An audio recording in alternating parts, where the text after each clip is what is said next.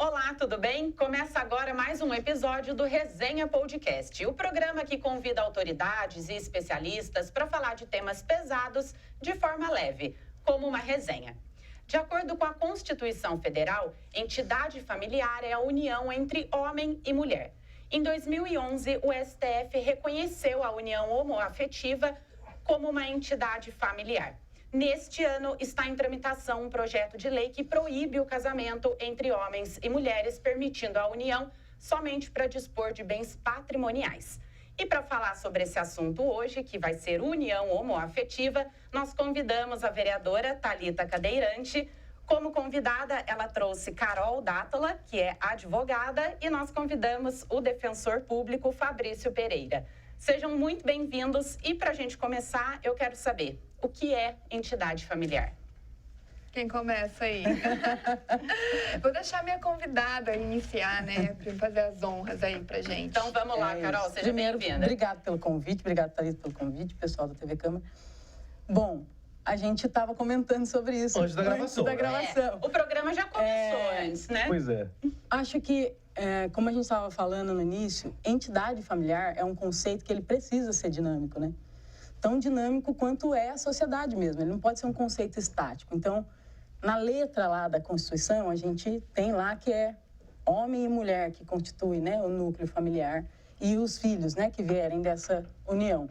Mas hoje em dia, assim, seria a gente querer parar no tempo e até ignorar, né, o tempo, considerar que família seria só esse arranjo, porque são plurais, né?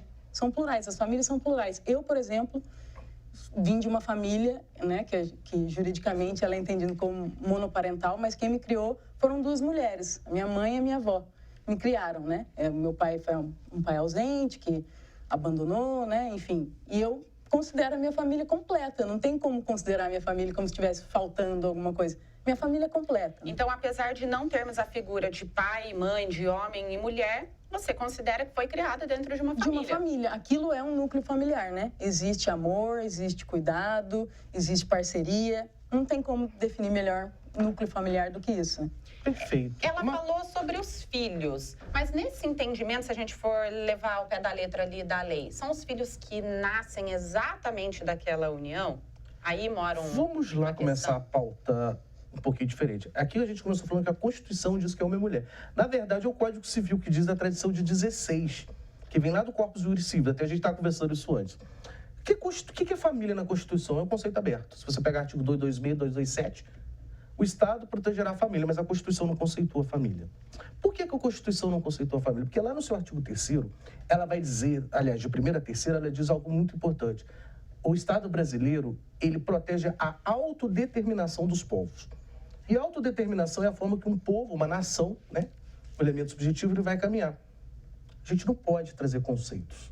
Porque várias coisas do passado, por exemplo, o artigo 240 do Código Penal, que criminalizava adultério, quem hoje não sofreu o adultério? Quem hoje, falando a linguagem vulgar, como o programa é bem descontraído, vão falar que hoje nunca tomou um chifre.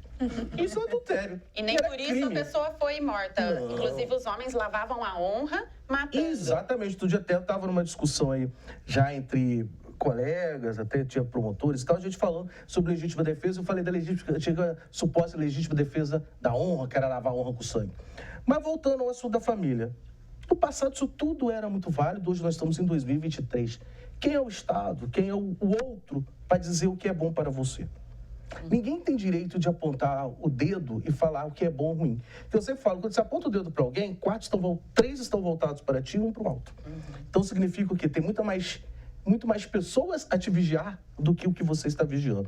E o conceito de família, eu entendo, o conceito de família é aquilo que lhe faz bem. Então, você tem a família chamada, entre aspas, que é a família tradicional, que é a família do Código Civil, que vem lá da tradição romana, o Corpus Juris Civis, que é o casamento entre homem e mulher. Você tem a família mononuclear, que pode ser você mesmo e seus animais, família sozinha, indivíduo. Você tem a família monoparental, que é o caso da mãe que cria o filho, ou o pai que cria o filho, no caso a avó.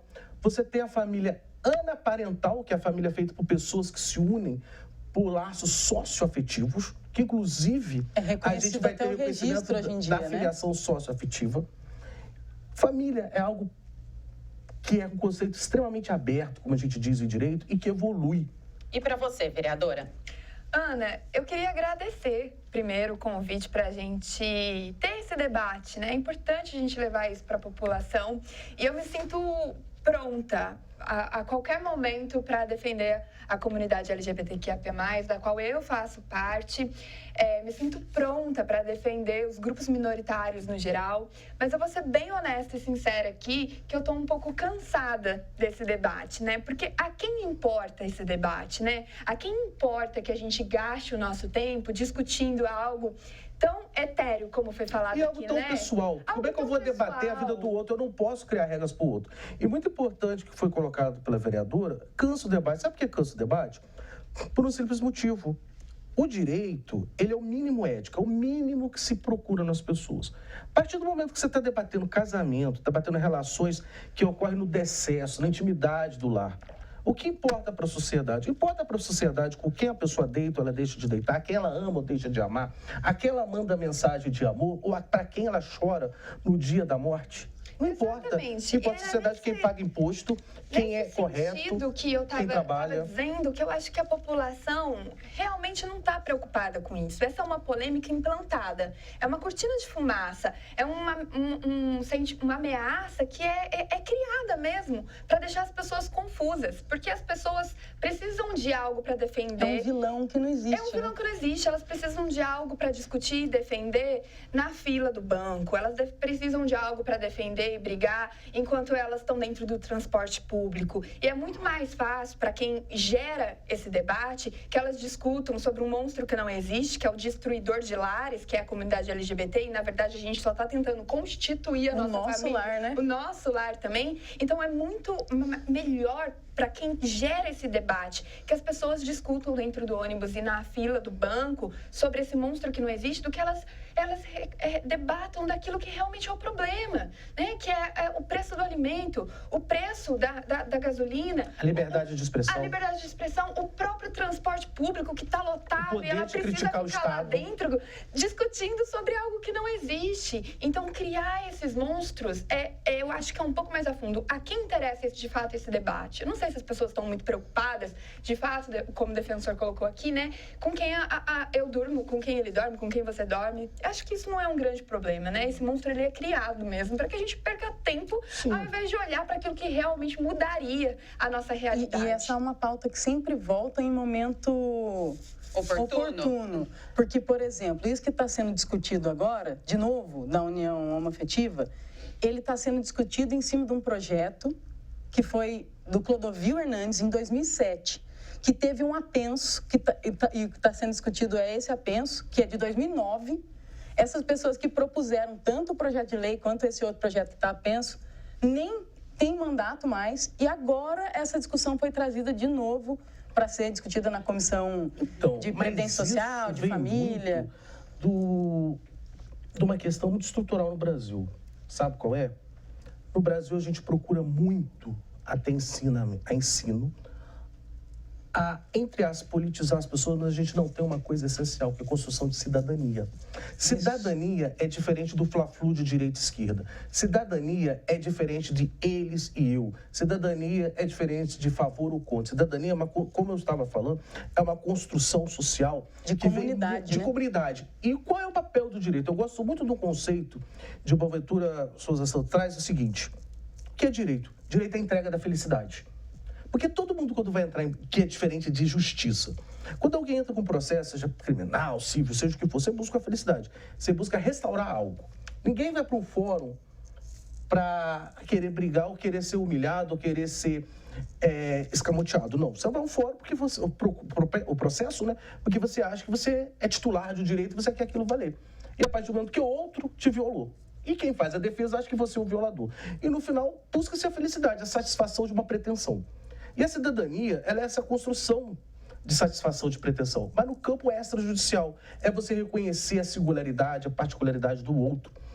E a partir do momento que a gente não tem essa construção de cidadania, a gente cria, como bem dito pela vereadora, esses monstros virtuais. Por quê?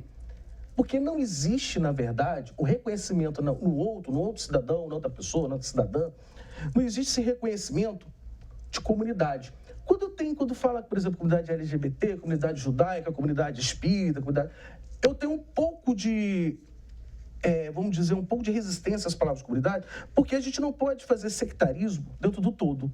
Então, na verdade, quem é a comunidade? Somos todos. Então, a comunidade é feita por quem? Por judeus, por cristãos, por evangélicos, por árabes, por índios, que agora são chamados povos originários da terra, porque também muda o conceito, também é uma bobeira essa etiquetagem, ficar etiquetando. Acho que é muito mais importante do que o nome, é importante o conceito e a vivência. E todos somos. Então, quando a gente fala comunidade ou exclusão, a gente começa a colocar que são como se existissem cidadãos, pessoas de segunda categoria, e não existe isso. Inclusive, isso é banido desde lá a Declaração Universal de Direitos Humanos de 49.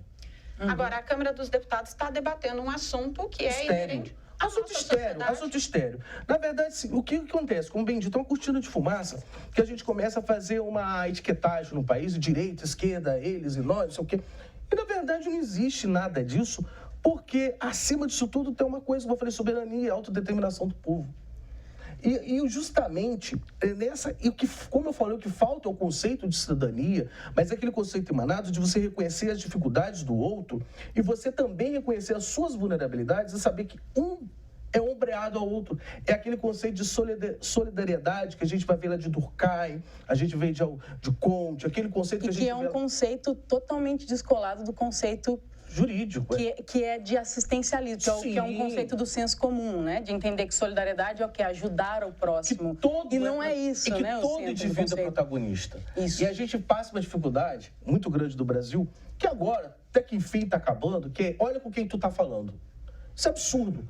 Porque olha com quem tu está falando. Às vezes a pessoa, um grande empresário, agora nem fala CEO, né? Eu gosto de usar os nomes, é uma americanização, acho que desnecessária. Mas o CEO, o grande empresário, ele depende do faxineiro, ele depende do lojista, do operário, do assessorista que vai ali atender o elevador, ele precisa do telefonista. E, na verdade, cada um é protagonista naquele papel que ele desenvolve na sociedade. Agora, eu vos pergunto, a quem interessa a gente ter sectarismo? Porque, se formos ver, quando fala, por exemplo, hoje a gente fala homoafetividade, antigamente eram nomes piores que se davam. No início, até o nome era um nome mais pesado, que a gente vai ter lá na época de 1940, 30, que era pederasta, né? Que hoje se tornou um palavrão. Está certo tornar palavrão, porque você está entrando imergindo na função totalmente que conta na intimidade, no sigilo, no segredo da pessoa, que é a intimidade do lar. E por que eu quis citar esse exemplo? Porque as pessoas elas não são taxadas pelo protagonismo dela na sociedade. Às vezes as pessoas são taxadas pelo que elas são. Por isso que veio escravatura. Por que essa discussão agora? Qual é a opinião de vocês? Por que isso entrou em pauta? Isso resolve alguma dor? Como o defensor estava explicando para a gente, né? Que se recorre à justiça exatamente para resolver alguma questão. Isso resolve algum problema? Bom, como já foi dito aqui, né, eu acho que essa é uma pauta superada, assim como tantas outras são superadas, mas que são vivas e voltam de novo à discussão, voltam de novo ao topo do debate para mascarar. Então, essas pautas de grupos minoritários, e aí eu discordo um pouco do Fabrício, no sentido que eu acredito que seja importante dar nome às coisas, é importante nomear, porque o nosso discurso ele não é neutro. E eu vou sair um pouquinho do tema só para mostrar para quem está nos assistindo, nos escutando, né? Como funciona essa questão do conceito e da palavra e dos nomes na cabeça. Só um minutinho para concluir. É ficar renomeando, fazer novos nomes toda hora, modificando os conceitos. Por exemplo, eu sou fã de stand-up. Então, recentemente eu tive numa comédia de stand-up que se chamava A Quinta Série Vive. Então, todo mundo lembra da quinta série, a gente sabe o tipo de piadinha que tinha, né? O tipo de zoação, hoje bullying também, né? Então, a gente sabe muito bem como é o tipo de comédia. Eu fui assistir, prestigiei, ri bastante. E tem muitas piadas referentes a sexo, muito. O comediante é homem. E aí, depois do stand-up, numa roda de conversa entre os meus amigos que estavam ali, entre homens e mulheres, a gente estava falando de vários comediantes que falam de sexo e todo mundo estava rindo. E aí, quando a gente chegou numa comediante mulher, que também fala de sexo, foi falado que ela é pornográfica. Essa é a importância de nomear e de conceituar as coisas. Porque dependendo de quem você ocupa um adjetivo. Então, um homem falar de sexo é engraçado, é piada. Uma mulher falar de sexo é pornografia, é escândalo, é vulgar. Então, dependendo de quem você é e de onde você vem, isso muda o seu adjetivo.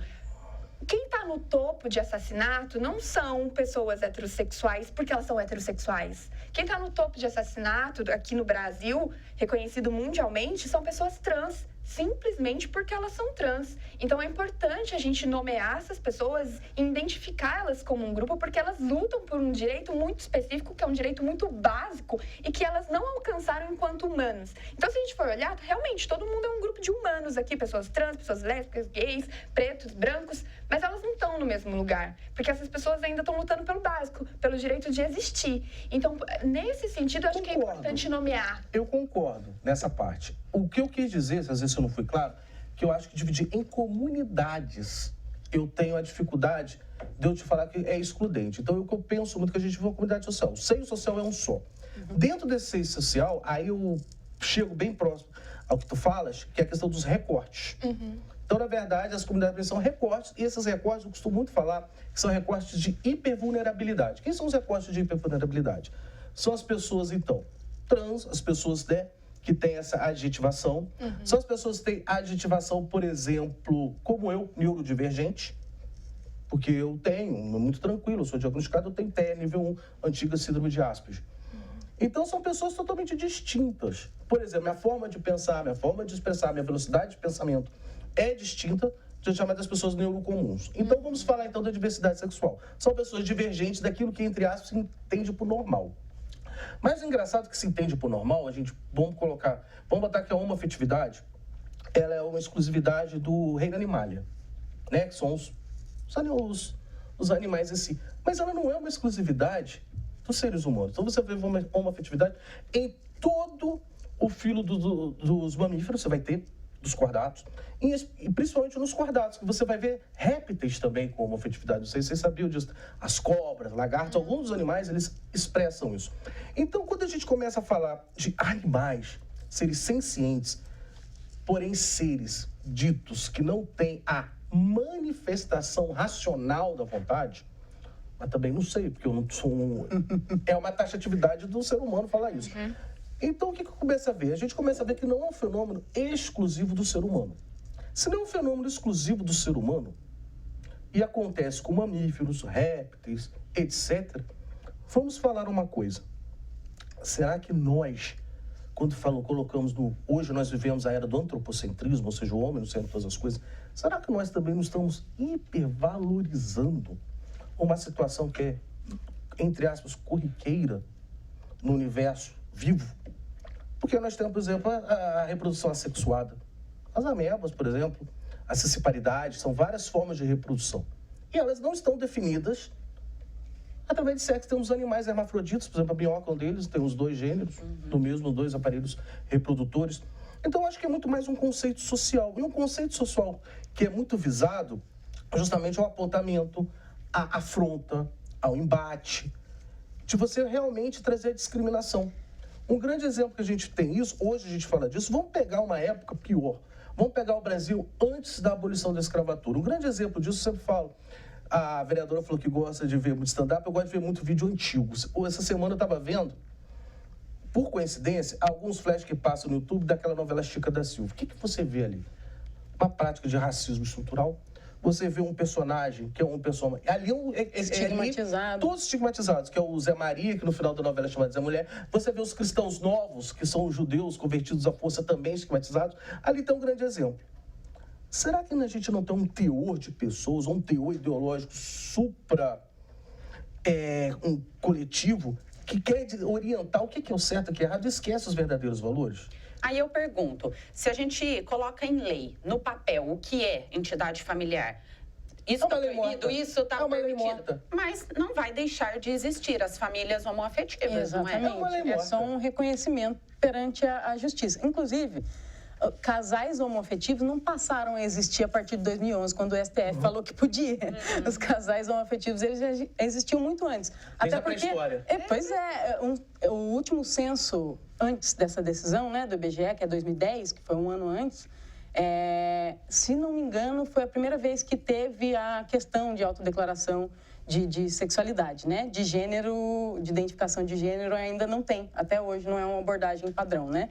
Mas de sexualidade já tinha. E só dos declarados, considerando que existe aí uma subnotificação por conta, né, de medo de se declarar, enfim, eram 60 mil casais no Brasil. Isso antes de 2011. A partir de 2011, com a decisão do STF, né, com o entendimento, né, alteraram o entendimento da lei para que coubesse também a União. Na verdade, ampliar, né? Ampliar. E isso é muito importante, o senhor colocar a palavra ampliar, porque eu assisti o debate da comissão da temática de família da Câmara dos Deputados, agora com eles discutindo essa alteração no Código Civil para restringir o conceito de família, né? E uma das falas lá me chamou muita atenção. Um dos participantes falou que desde que a união afetiva foi reconhecida e agora existe no plano do direito, né? Não só mais no plano do fato, que do fato já existia, muita gente adquiriu um direito, muita gente tem um direito. A gente não imagina até onde vai, né, a profundidade disso. Por exemplo, num casal homoafetivo, se uma das pessoas adoecia, estava na UTI, o parceiro não conseguia visitar aquela pessoa, muitas vezes no leito de morte. Olha o alcance é muito maior, né? Isso para não entrar na questão patrimonial da coisa. Eu sei que vai ter a pergunta, mas só antes disso, a coisa pior que tinha era a questão sucessória.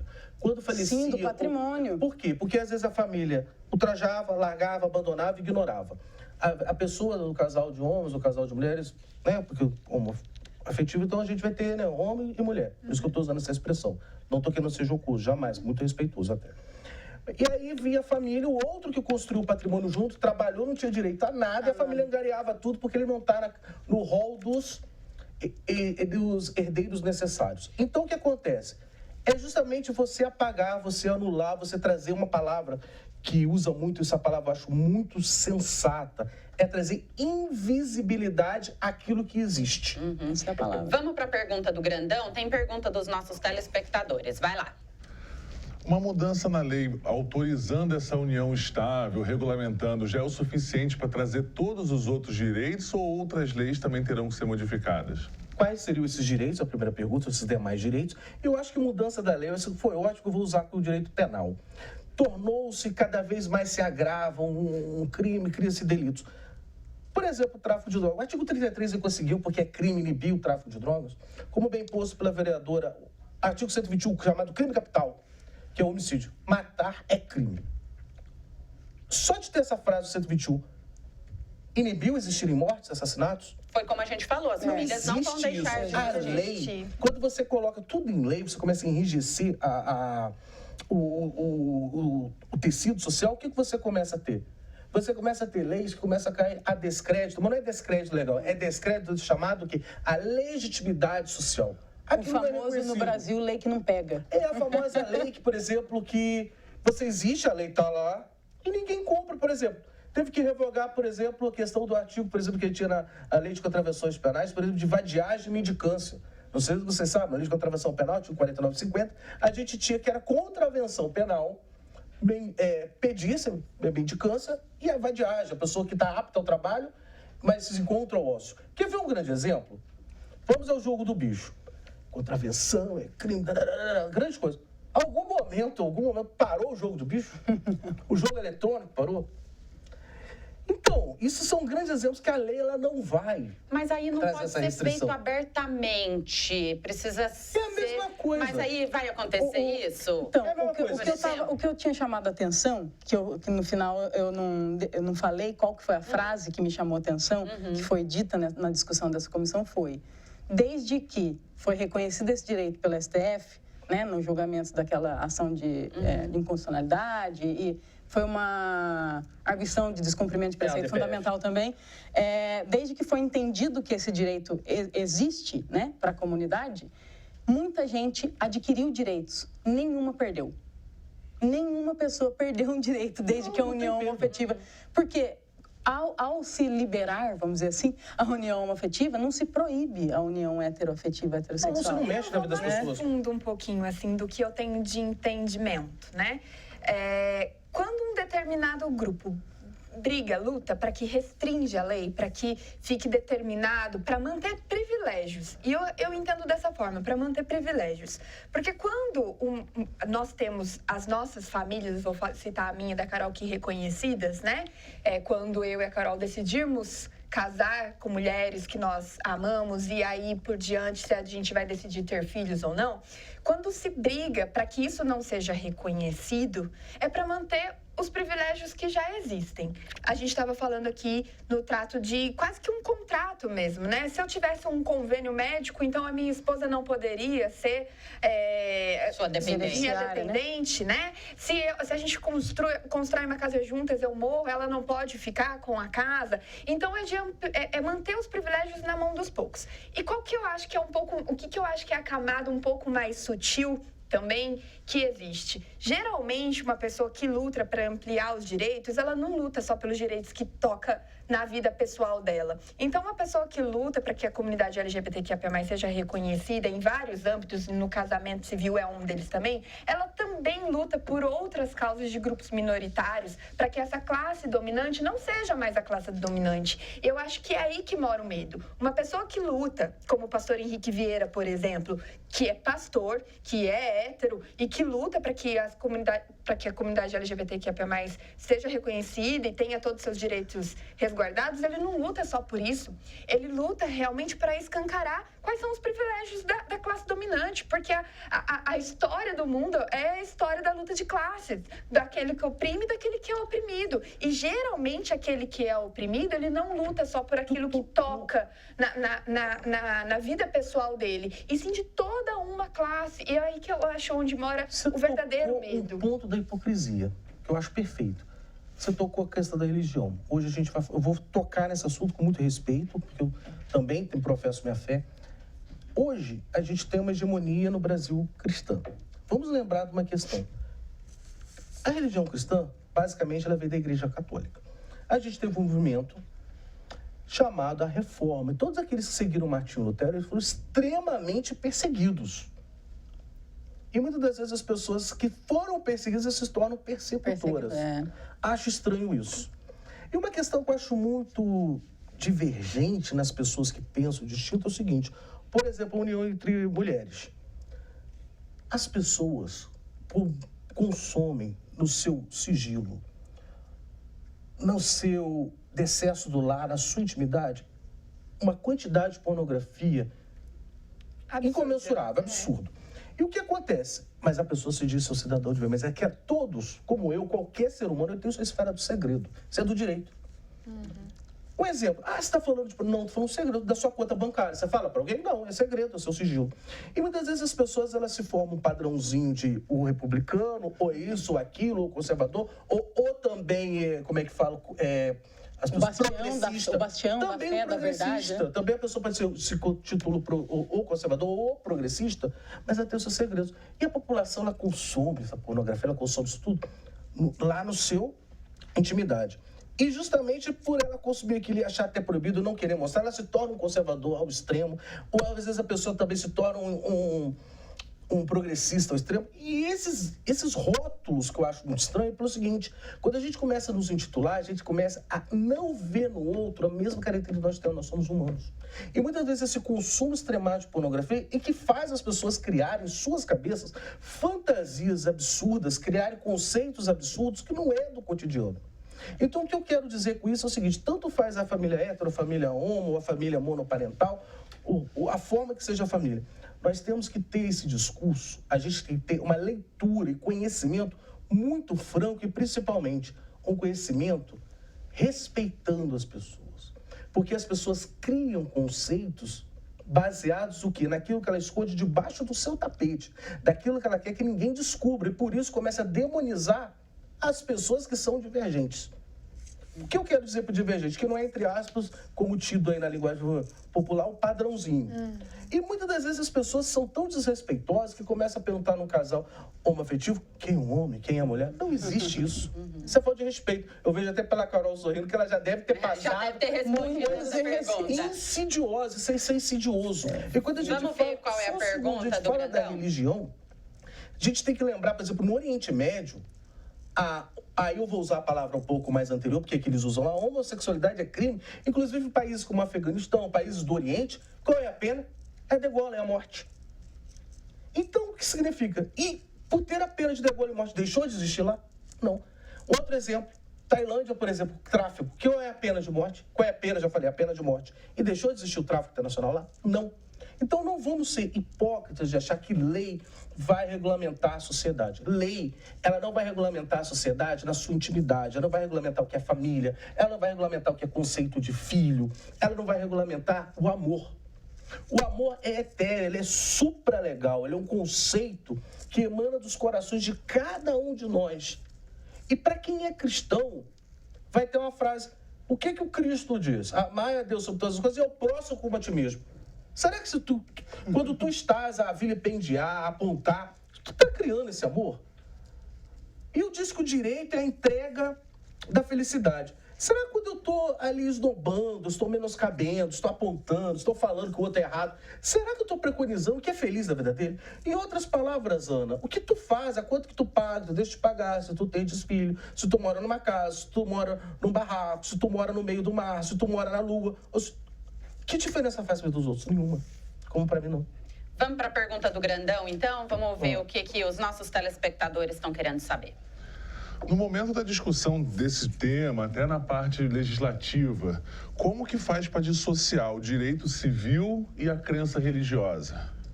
Facílimo. Isso é muito legal. Essa é a parte mais fácil. O direito nada mais é do que o mínimo ético, a normatização do que se espera de sociedade. Religião é a sua crença, a sua fé, o seu direito de exercer a fé. É um direito de exercer a crença, então ele é um direito potestativo, é seu, em desfavor dos outros, ou seja, as pessoas têm que respeitar a sua religião. Só que até na religião a gente tem isso, porque no Brasil hoje, qual é o modelo de religião? O modelo de religião é a igreja. Não estou falando que tem igreja evangélica, católica, etc. Tem igreja. Então, essa pessoa, por exemplo, muito divergente também, a pessoa, por exemplo, ela não tem fé cristã, por exemplo, ela tem a fé de matriz afro-brasileira. Ali você já fala que é filho de Satã, que é isso, que é o mal. Você já tem uma divergência. É a falta de respeito. É a falta, como eu falei do início, de cidadania, de reconhecer as diferenças, singularidades de qualquer um, de cada um. E de qualquer um, de qualquer forma. Então, nós temos que respeitar. A mim, Fabrício, não me interessa com quem o outro se relaciona.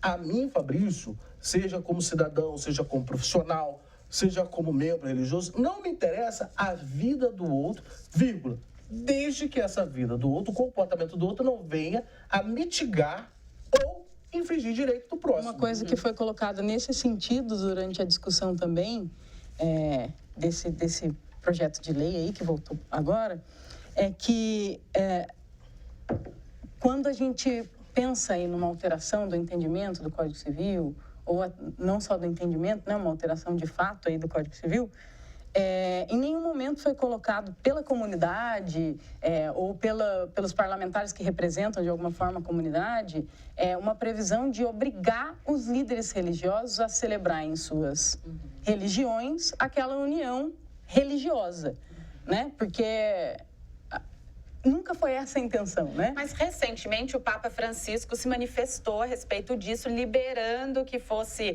realizada ali a bênção dos casais homossexuais e que isso ficasse a critério das igrejas. É um avanço?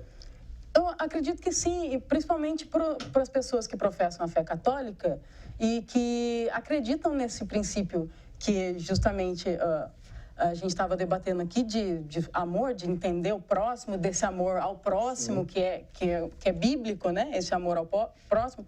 Mas, assim, eu acho que para além disso, o que se busca, o que a comunidade tem buscado hoje em dia é o reconhecimento civil, o reconhecimento perante a lei.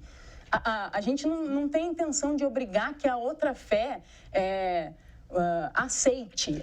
Não é essa palavra, eu acho que seria importante dividir mesmo, colocar direito e fé em campos diferentes. Se o Papa Francisco reconheceu isso, aos que são católicos, né, que lutem a favor ou contra isso. Cabe nessa dentro da sua religião, dentro da sua religião, dentro da sua esfera, seu local de fala, né? Usando o termo que usou.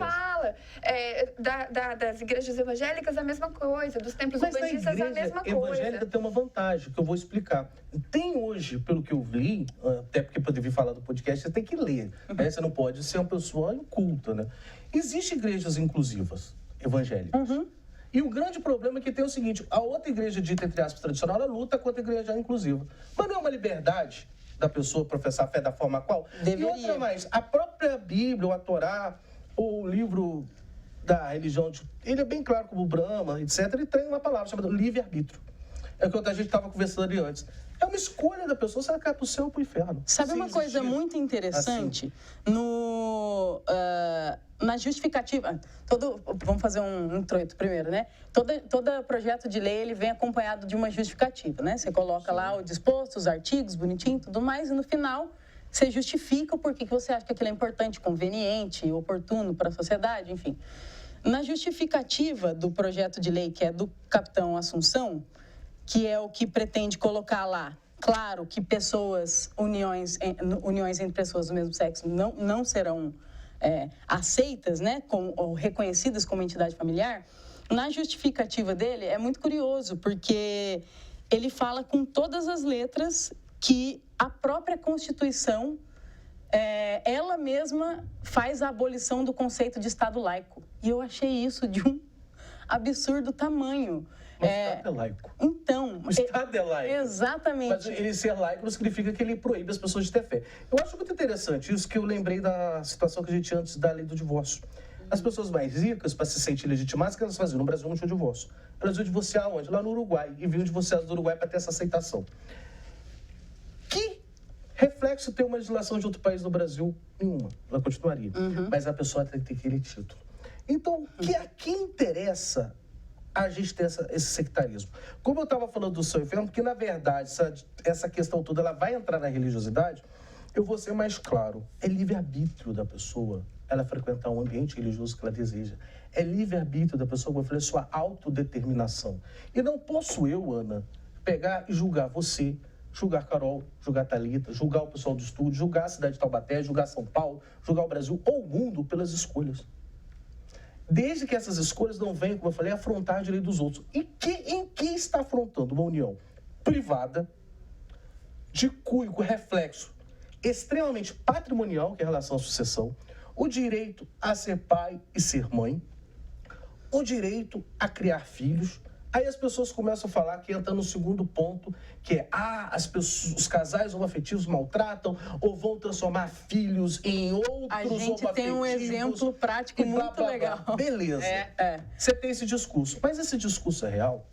Será que a orientação, se fosse assim, de verdade, que o casal homoafetivo vai orientar o próprio filho a ser também homoafetivo, pelo que eu sei, as pessoas são homoafetivas, elas nasceram de casamentos heteroafetivos, heterossexuais. A orientação sexual, acho que é muito importante falar para as pessoas, né? Por que a gente não usa o termo opção sexual? Porque a gente não escolhe por quem a gente vai sentir atração. Por isso que é uma orientação. O seu corpo se orienta, seus hormônios, você se atrai por seu tudo, cérebro, você se seu atrai. coração. E pronto, né? Então, é uma orientação sexual, não é transferível. Eu não tenho como eu falar para uma pessoa heterossexual a partir de agora, a normativa é ser homo. Então, você deixa de gostar do sexo oposto, se vira e começa a gostar do mesmo sexo que você tem, né?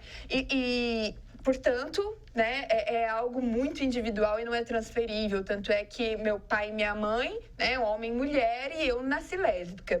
E voltando um pouquinho só à questão da religião, que eu queria deixar muito claro isso, para que as pessoas reflitam mesmo sobre essa separação, né, do que é Estado e do que é religião, e eles podem andar em concomitância. Eles só não podem interferir um no outro. Não pode brigar. Né? Você não pode forçar alguém a professar a sua fé, né? Exato. Aí, eu tenho uma pergunta para uma vereadora de Goiânia que eu sigo e que eu gosto muito dela. E ela é evangélica e ela até ela é crente mesmo. E perguntaram para ela, afinal de contas, é ou não é pecado o casamento do mesmo sexo? Eu gostei muito da resposta dela, que foi, casamento é um direito civil que deve ser assegurado pelo Estado brasileiro a toda e qualquer pessoa adulta que o busque consensualmente. Pecado é um valor da minha religião que eu não posso impor aos outros através de lei. E aí, discutir religião é outro tema. A gente pode discutir no tema religião se é pecado ou não. Por exemplo, eu não acredito num Deus punitivo que vai me fazer queimar no fogo do inferno porque eu amo outra mulher, porque eu quero constituir uma família com ela. Esse Deus, para mim, sequer existe. Essa é minha opinião dentro da religião, da minha fé, que eu exerço e que eu acredito que não seja assim. Que é seu direito exercer essa fé. Agora, dentro do Estado, qualquer pessoa que queira casar adulta, consensualmente, ela deveria ter esse direito, independente da fé que eu professo. Né? E é importante a gente frisar adulta, porque, infelizmente, não tem esse mesmo empenho desse grupo que luta contra as famílias LGBTQIA+, né, famílias homoafetivas, não estão lutando pelos casais que são reconhecidos, pelos casamentos que estão sendo reconhecidos por aí, entre homens adultos com mais de 30, 40, 50 anos e com crianças. Meninas de 13, 14, 15 anos. Isso não é casamento, isso é estupro. E isso precisa ser chamado de estupro de vulnerável, né? Então, esse mesmo empenho em defender a família, quando se trata de um monstro criado, não é igual quando se tem dessa disfunção disruptivo do que é família. Eu acho muito interessante essa palavra, que voltou ao que eu falei no início, que é o consumo da pornografia. Por que eu estou falando da pornografia? Fabrício, o que tem a ver pornografia com casamento? Tem tudo a ver. Porque as pessoas, elas materializam aquilo que elas têm do seu campo inefável, que não é tocado. E muitas das vezes as pessoas se tornam opressoras justamente para esconder as suas sujeiras. Então, por que agora eu estou falando disso? O que foi colocado pela vereadora é perfeito. Você não pode julgar com julgos diferentes. O que eu quero dizer com isso? Se você, por exemplo, uma pessoa que é tão contra o casamento afetivo e tal, por que ele abre o olho para uma coisa e fecha para outra? Não pode. Então você tem que ter a régua de medida, tem que ser a mesma para todas as disrupções na cabeça das pessoas sociais. Eu, por exemplo, pessoalmente falando, que eu falo como cidadão, não como profissional, não como membro de instituição, eu considero disruptivo tudo aquilo que traz tismo, que traz mácula, que traz prejuízo, que traz perda de direito, perda de uma situação subjetiva de vantagem. Então, para mim, é disruptivo você punir alguém pela orientação sexual, usando a linguagem da vereadora, que é a linguagem correta. É disruptivo você também aceitar violações de direitos. E a gente hoje está vivendo uma fase que a gente fala, tá porque... Não é porque está criando direitos. Por exemplo, violência contra a mulher. Violência contra a mulher hoje está florando. Não é porque criou a lei da Maria da Penha, não é porque criou a lei Maria da Penha. É porque hoje o Estado reconhece a mulher como um hipervulnerável, sujeito de direitos, o que não tinha no passado. Que no passado, inclusive, tinha chamado débito conjugal, que era o estupro dentro do casamento. Que era o direito que o marido tinha de submeter a mulher à sua vontade. E se você observar a narrativa de livros históricos, 1800, 1700, era muito comum isso. Inclusive, a gente tem uma frase aí, que foi um seriado que passou na TV aberta, que tinha a frase, desde que eu quero lhe usar. Lembra dessa frase? Que tinha um certo personagem falava? Sim.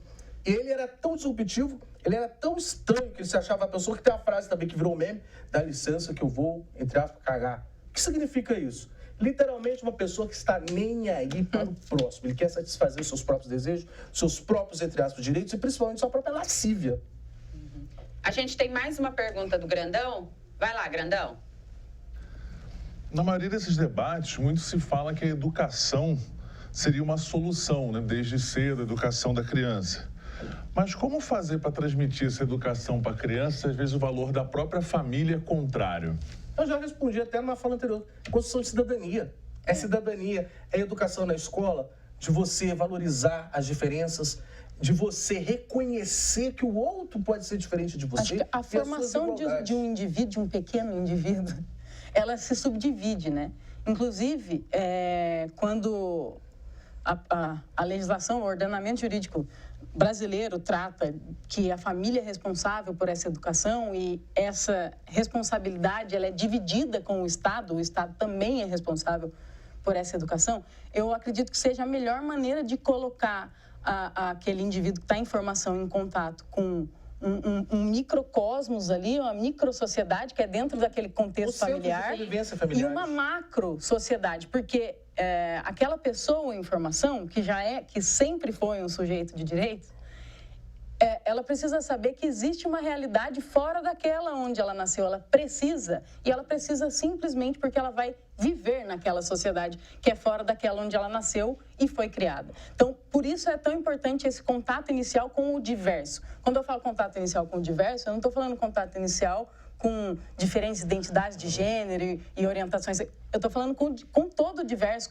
estou falando de contato com pessoas de etnias diferentes, de classes sociais diferentes, de princípios de fé diferentes, de religião diferente, enfim, de pessoas com deficiência, com essa convivência. Então, essa pessoa em formação, ela precisa estar em contato com o diverso. E isso não anula o princípio que a família... É um integrador. Exatamente. E você sabia que a gente tem um exemplo desse no Estado? Esse lugar de integração é a própria escola. Exatamente. Onde vai todas as famílias de todos os tipos, de todos os credos, de todos os princípios, de todos os valores. Tem que ser um debate aberto, inclusive das pessoas né? Não, que as pessoas que têm essas falas mais ríspidas, elas têm que direito de falar para serem educadas e serem educadas no sentido de instrução. A gente tem um exemplo aqui no Vale do Paraíba muito rico.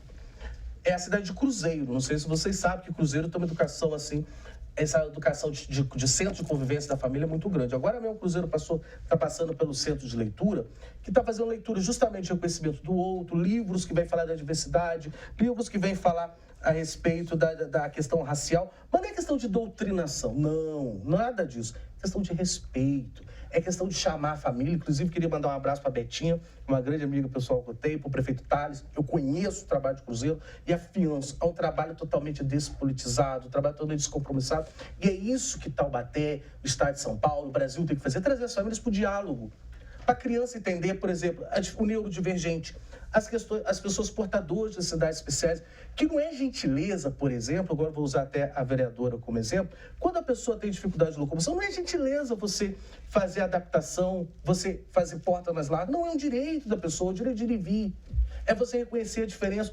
Quando a pessoa tem baixa acuidade visual, você tem letras maiores, você tem uma grafia, é direito, é inclusão. O grande problema que tem é que as pessoas que falam de inclusão e pensam em inclusão, é inclusão da LGBT, inclusão... Não, inclusão é aquilo que eu falei no início. Nós, brasileiros, somos uma comunidade de um povo só. Não existe dois povos, não existe duas nações, não existe essa divisão. Essa divisão é psicológica e, principalmente, uma discussão, inclusive, atavada, porque ela vem dos nossos preconceitos.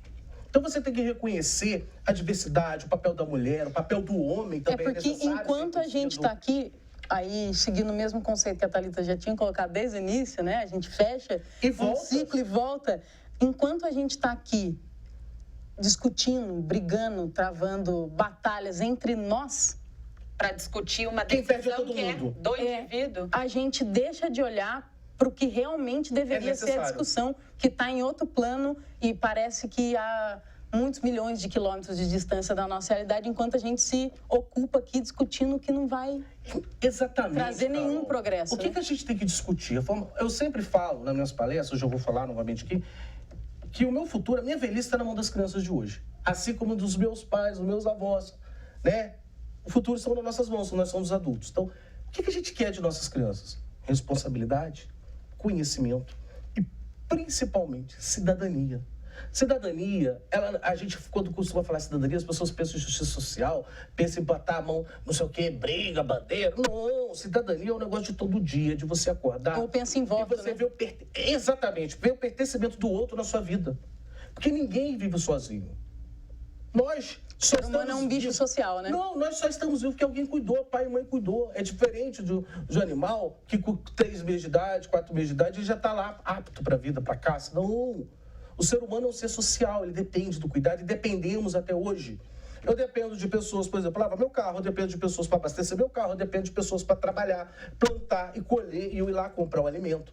E as pessoas hoje elas estão vivendo tanto em bolha que elas esquecem que existe o outro. Eu queria voltar para o assunto educação rapidinho, né? Porque Sim. é na onde que eu acho que existe uma informação que é falsa e que vai sendo repassada no dito popular, né? Entre as pessoas, entre os líderes também, seja qual for o líder político, líder religioso, líder de comunidade, que é, como o Fabrício falou, né? Nós somos uma nação. E dentro dessa nação existem povos brasileiros. Darcy Ribeiro falava sobre isso, né? Tem vários estudos sobre isso. Por exemplo, o povo ribeirinho tem uma necessidade completamente diferente da gente, né? Eles estão preocupados com os rios, com as pescas, com a questão do solo, porque essa é a realidade deles. Calendário lunar. Oi? O calendário lunar. O calendário lunar. Enfim, cada povo tem a sua realidade ali. E aí, onde entra a educação nisso, né? Quem fala que a escola serve para ensinar português e matemática não entende de educação, não é formado em licenciatura, não tem formação acadêmica do que é a educação democrática no Brasil. A escola não é só para ensinar português e matemática.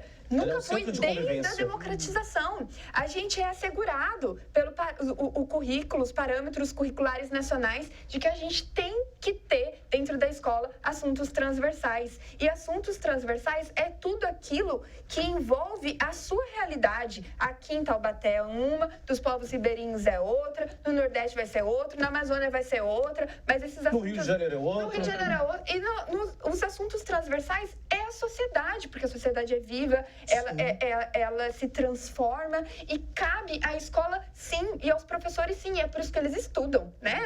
Eu não me formo professora num cursinho de 20 horas online. Você tem que estudar, né?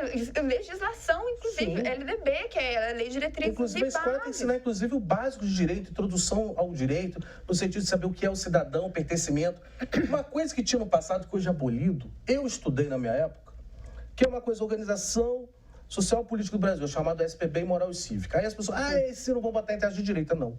Moral e Cívica, inclusive, ensina a respeito disso que a gente está falando. Moralidade e imoralidade. Civismo, não. E o que estamos falando aqui de moralidade. O que é imoral? O que é imoral hoje no Brasil? O que é imoral numa sociedade? Imoral na sociedade é corrupção. Imoral na sociedade é o crime. Imoral na sociedade é o abuso, é a violência, é a discriminação. E eu quero pegar esse gancho da vereadora de dizer que a escola é esse espaço, né, pra gente, de convivência, de debate, de conversa. O Resenha Podcast também é esse espaço. E eu agradeço a presença de vocês, agradeço o debate, mas nós já chegamos ao fim. Mas vamos chegar ao fim nesse dentro, que a gente tem que falar uma coisa mais importante que tudo. Pessoas vivem por amor. O amor é a maior expressão. Seja o amor escrito por Platão, seja o amor escrito nas letras de Renato Russo, seja o amor na religião. E seja o amor próprio, que é o principal, que vai vir através do que sua autoestima. Uma sociedade, ela só vai ser sociedade de verdade quando ela tem amor ao próximo e ela reconhece as formas de amor entre os seus semelhantes. Então não adianta nada a gente falar em Deus, pátria, família, nação, pluralidade, falar em conhecimentos transversais, falarmos em tudo isso se a gente não tiver a semente do amor e principalmente não plantar essa semente do amor em nossos descendentes. Uma população, ela é feliz e sem comunidades sectárias, ou seja, é uma única comunidade, a partir do momento que você tem amor. Esse amor é reconhecimento seu, reconhecimento dos teus direitos, da tua vida no semelhante. O que falta no Brasil hoje é simplesmente uma coisa, amor. Amor à nação, amor ao seu próximo, amor às singularidades, às particularidades e, principalmente, tratar o outro não como objeto, não tratar o outro como mais um elemento da sociedade, mas tratar o outro como pessoa. A gente fala muito de pessoas, pessoa, humanidade, mas será que nós praticamos a humanidade no sentido do que é realmente o que nos distingue dos animais? É o amor. Terminou muito bem, Fabrício. Muito obrigada. Obrigada, vereadora. Obrigada, Carol. Esse foi mais um episódio do Resenha Podcast. Eu te encontro aqui durante a nossa programação. Até mais. E que Deus nos abençoe. Mas vamos